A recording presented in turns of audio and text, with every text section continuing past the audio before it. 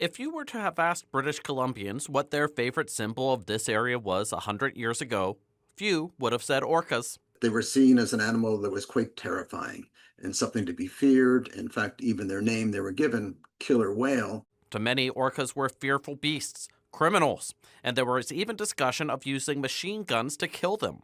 But we've learned so much about them since.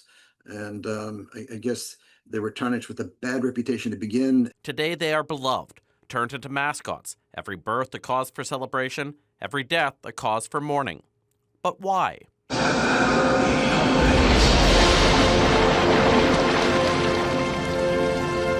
Hollywood has helped, but so too have changes in British Columbia's culture. It's very much been about how the people in this region have been transformed culturally, economically. Jason Colby is a historian who wrote a book on the history of our relationship with orcas. He says a turning point came in the 1960s when some were captured, put in aquariums, studied by researchers, and made to entertain humans. We were the first region to capture and display them. And, even though that practice is rightly criticized these days, it was really the spark that transformed our relationship.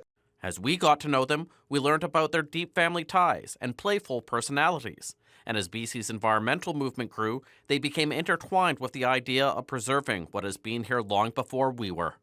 Orcas have become a really potent symbol of a redemptive narrative that BC has about itself. It's a fascinating example of how a thing can become a powerful symbol, not through anything the symbol does, but how our connection to it changes.